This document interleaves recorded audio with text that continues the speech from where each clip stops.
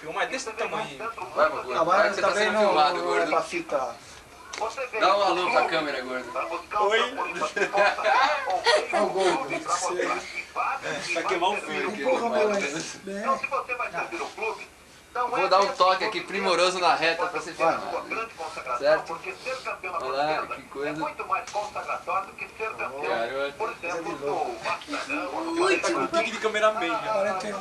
A batida do líder. Olha o líder. Já tá. É o líder. E quando eu cheguei, a primeira vez que eu sentei com o presidente João de Sanoar, eu fiz duas colocações. O Joaquim falou que ia atrás, hein? Ficar na frente da câmera, gordo, com a bunda. Passa a mão. Faz a zebra. Agora eu tô aquele pulo. Ele ficou tão emocionado de ser filmado que ele tá fazendo.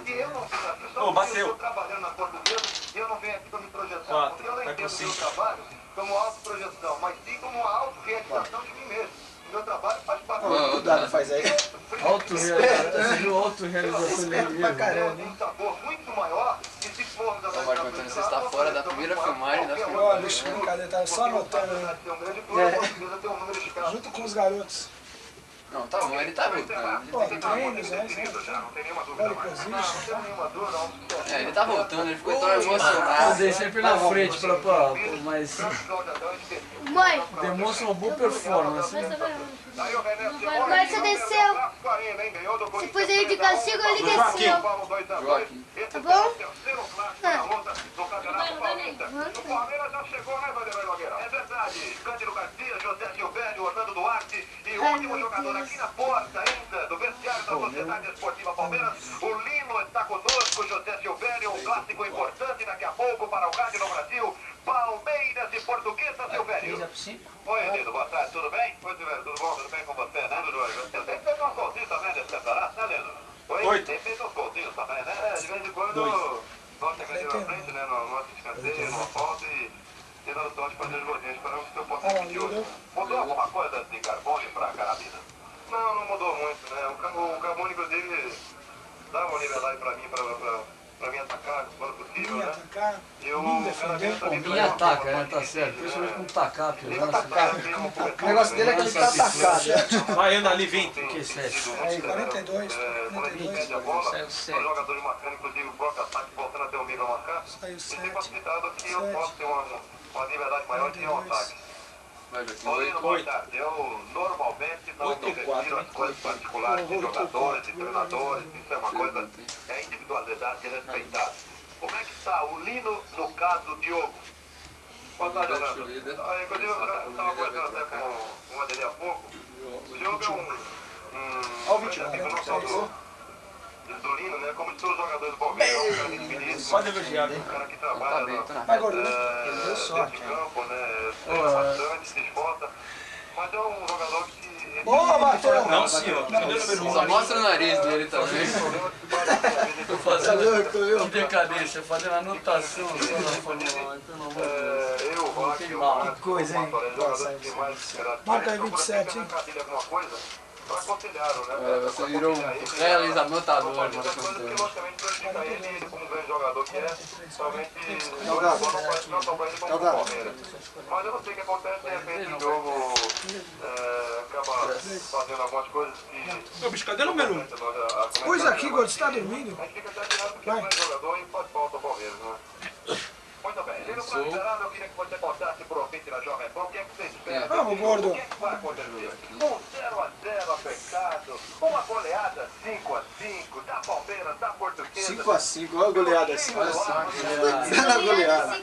Ó, Bate Tá goleada. batido. Tá batido. O Palmeiras pensa, né? Até pelo placar mínimo de 1-0, né? Coisa horrível, Vai ser um velho. jogo difícil, Eu né? te falei que você é pouco. Se vê gente desonesta, é muito pelado. Ah, na França é. Olha lá, outro. Tá cheio. Ela usa até aqui o biquíni. Olha lá, é grandão embaixo, em cima não O biquíni tá até nada. aqui. Olha lá. Olha lá. Ai, que lábio, olha lá. Olha que corpo feio. Essa é alemã. Essa é Essa alemã. só pode ser alemã. É, aquela tem Só corpo feio. mesmo, tem mesmo. Parece Olha alemã. lá. Olha lá, olha lá. Lá na Estela, meu primo falou. E é mocinha nova ainda, viu, pelo rosto. Parece um short esse biquíni. Em cima não usa nada. Toma uma azeitona aí, ó. Como um pedaço de carne. Olha a outra na água, olha a outra na Mas água. quando chegar lá, quando eu chegar em Portugal, eu não gosto de filme junto. Abre o bico aí, fala um pouco a mais. Não fala nada.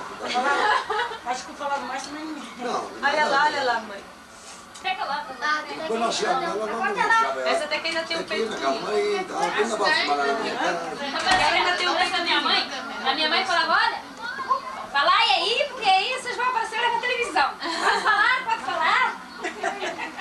Olha lá, os homens lá usam, parece o fio dental das mulheres daqui. Os homens aqui usam mais. A mulher embaixo usa até que mais ou menos. Mais ou menos, é um shorts aqui perto dos... É o short. Essa aí já tá Você viu coisa do lixo? Tudo sem sutiã.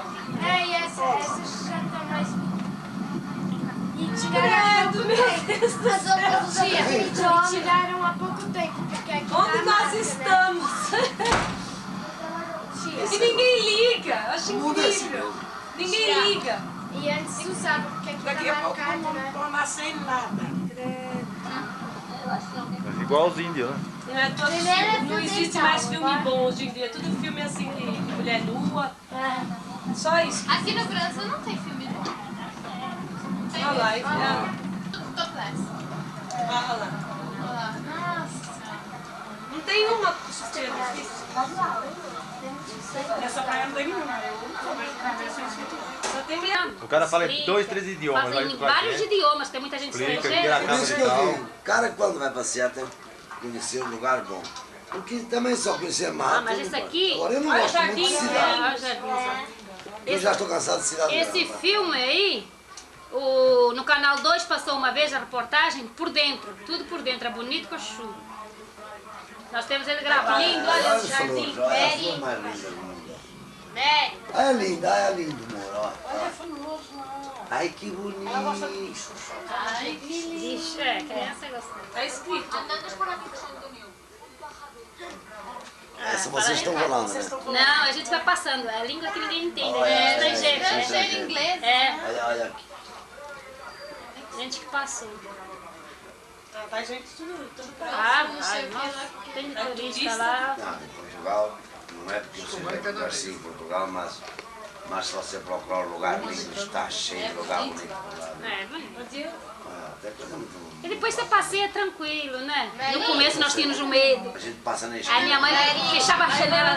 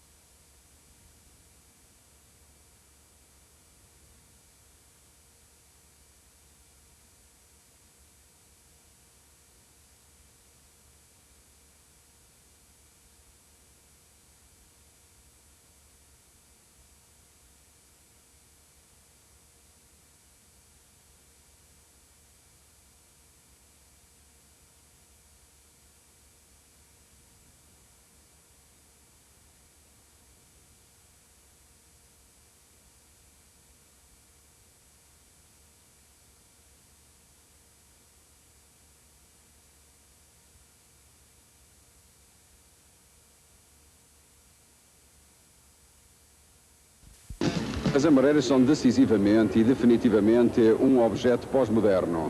E dentro do pós-moderno, é um pós-moderno neoclassicista. É evidente que eu procurei, dentro desta nova ideia de arquitetura ou desta nova ideia estética, ir buscar coisas que têm a ver com as raízes da própria cidade. Portanto, eu entendo que a cidade é essencialmente medieval e você vai ver que as torres são medievais. São dois cavaleiros a guardar a sua dama.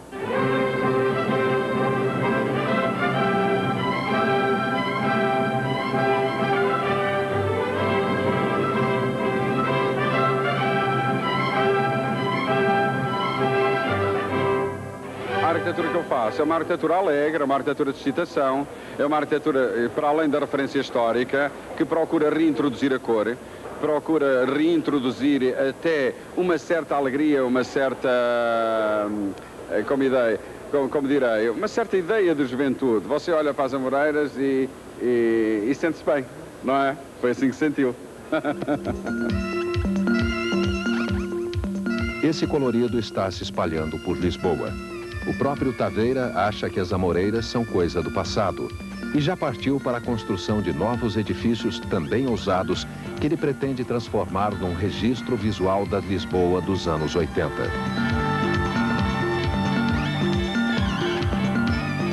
Uma arquitetura que aponta para o alto, rompe com a escala dos casarios tradicionais e interfere na própria identidade de Lisboa e sua gente.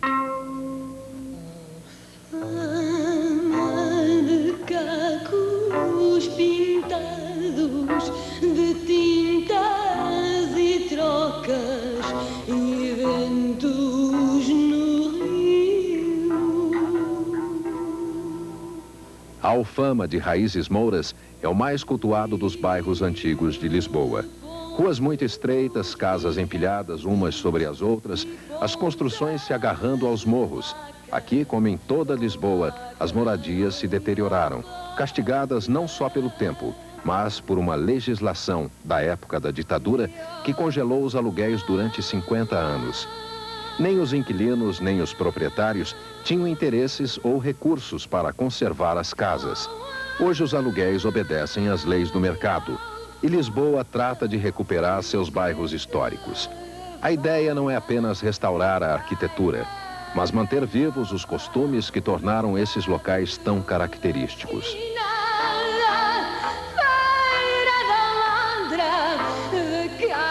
A nossa intenção é manter a população e manter as características dos bairros, porque estes bairros têm valor exatamente por causa do seu conteúdo socioeconómico e não só por causa do seu aspecto, não só para turistas, já que respeitar as pessoas que cá vivem.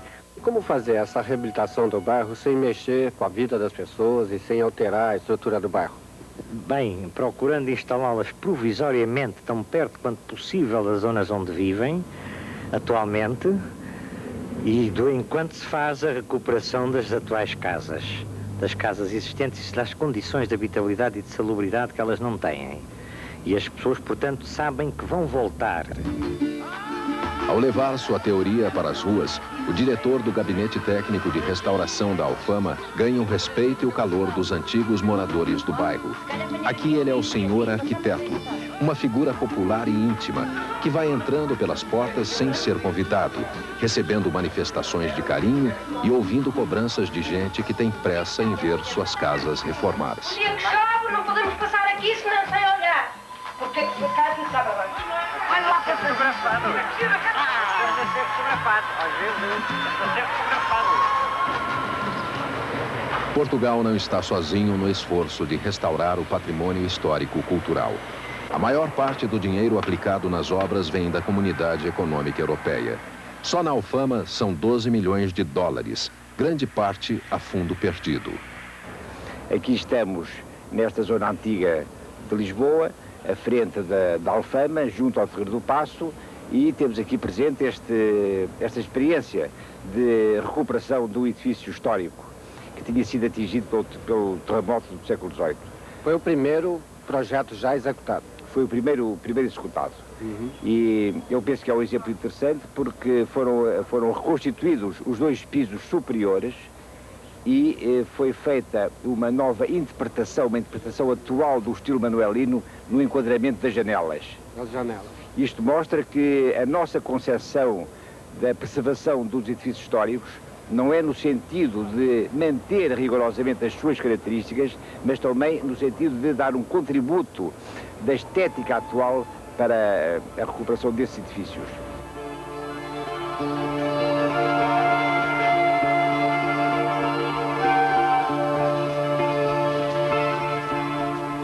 É preciso preservar a nossa identidade cultural e para isso temos que ligar o novo ao antigo. Temos que reencontrar as nossas raízes profundas.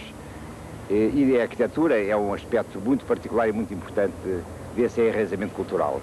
É a partir daí que nós nos projetamos para o futuro, que afirmamos a nossa modernidade, a nossa cultura atual.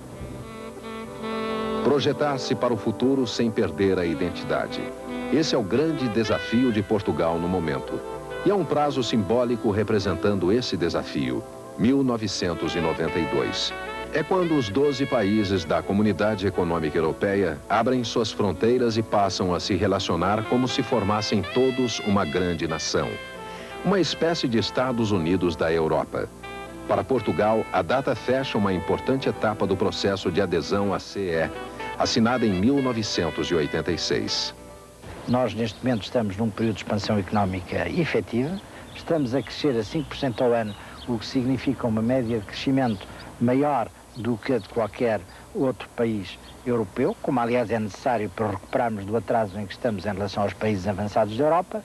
Estamos com a inflação controlada, desceu a 6,5% e vai descer nos próximos anos mais.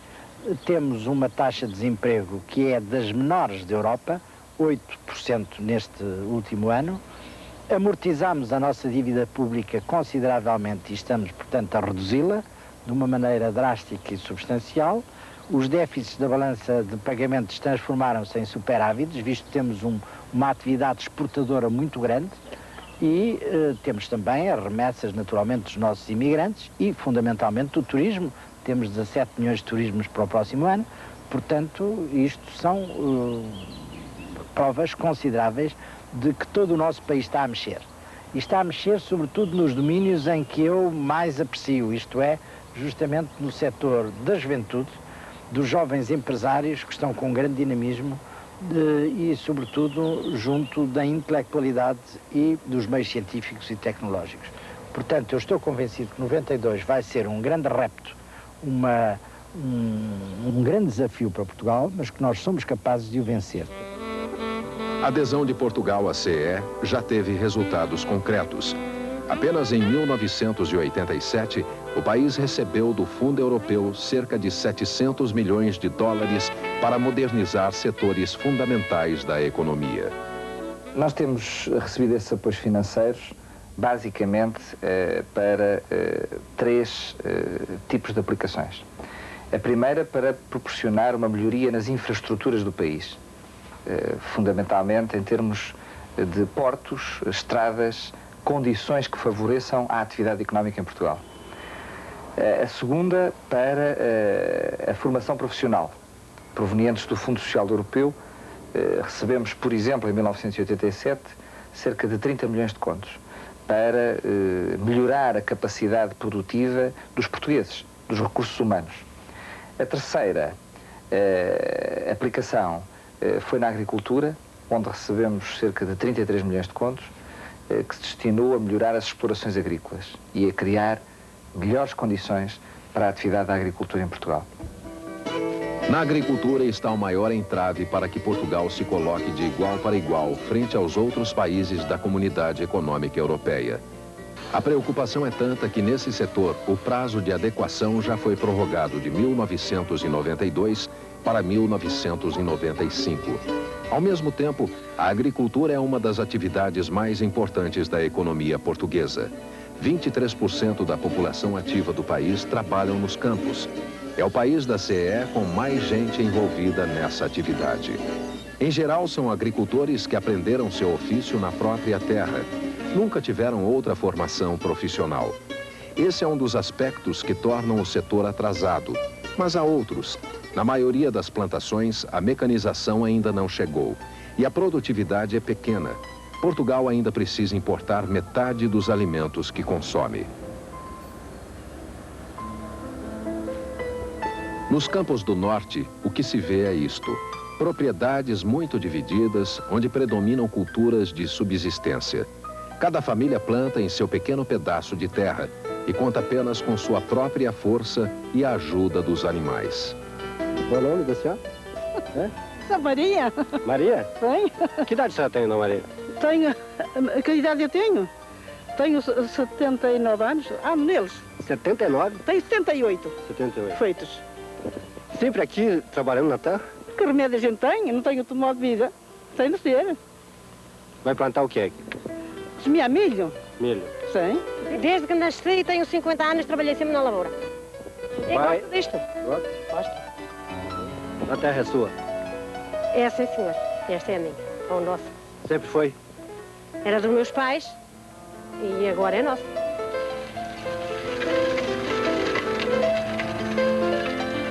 O apoio da CEE está presente no esforço dos agricultores portugueses para recuperar o tempo perdido. Grande parte dos investimentos se dirige à mecanização e à criação de meios para facilitar a chegada dos produtos aos consumidores. O alvo principal da CEE é o jovem agricultor, ou seja, proprietários de terras com até 35 anos de idade. José Antônio Moreira da Silva é o vice-presidente da Associação dos Jovens Agricultores de Portugal. A entidade existe desde 82 e reúne cerca de 12 mil associados. Promove cursos de formação e viagens para que os jovens agricultores portugueses tomem contato com a realidade de seus parceiros de outros países. José Antônio vive em Vila do Conde, perto da cidade do Porto. Tem 110 cabeças de gado leiteiro e é um dos beneficiários da ajuda da CEE. Mas vê problemas na implantação das normas comunitárias à realidade agrícola portuguesa. Um exemplo: ao contrário de Portugal, os países europeus produzem mais do que consomem. Por isso, podem se preocupar mais com a qualidade do que com a quantidade. Todos nós sabemos que a Europa comunitária nada neste momento em excedentes, nomeadamente leite, carne e cereais. E nessa contrapartida, nós, jovens agricultores e a agricultura em geral, está a ver uma grande dificuldade na defesa dos interesses das produções nacionais. É evidente que Portugal também tem que continuar a produzir leite, carne, cereais e vinho, apesar deles existirem em grandes quantidades na comunidade. O difícil está em adaptar toda uma legislação comunitária que neste momento condena todas as atividades que sejam extentárias dentro desta comunidade e enquadrar uma situação portuguesa que ainda está numa fase de crescimento em que não chegamos sequer a uma autossuficiência. Essa é que é a grande dificuldade do momento. Uma agricultura que precisa crescer tem que buscar novas tecnologias. No posto experimental de Pegões, perto de Lisboa, pesquisa-se alternativas de energia para o campo. Este lago de água salgada funciona como um grande coletor solar. A superfície faz o papel de uma lâmina que capta a energia do sol. A temperatura da água chega a 80 graus centígrados. Através de canos, a água aquecida chega às estufas de hortaliças. Uma malha subterrânea mantém a temperatura do solo constante em no mínimo 13 graus. O objetivo da pesquisa é facilitar o acesso dos agricultores a formas mais baratas de energia e assim tornar possível a produção de hortaliças em estufas durante o ano todo.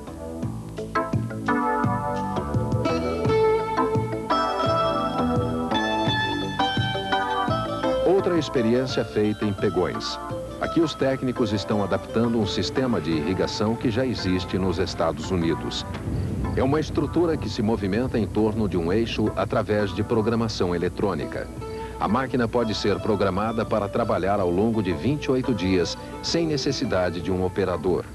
O posto experimental de Pegões pertence ao Ministério da Agricultura e coloca suas pesquisas à disposição de qualquer agricultor.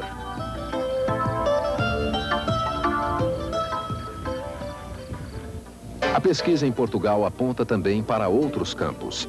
Ocupada em se modernizar, o país aperfeiçoa a comunicação entre as cidades, o campo e outros países. Dos computadores do Centro de Estudos de Telecomunicações, em Aveiro, saem os projetos avançados que vão servir à indústria portuguesa.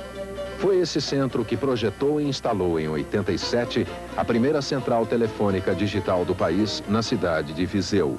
Um salto tecnológico que colocou as telecomunicações portuguesas na era digital. O CET mantém convênios com universidades, indústrias e centros de pesquisas de vários países e participa também de 2 projetos financiados pela CEE que vão permitir o desenvolvimento de videofones, televisão a cabo e outros serviços. O primeiro projeto, o RACE, tem como objetivo principal dar à Europa as ferramentas necessárias para combater competitividade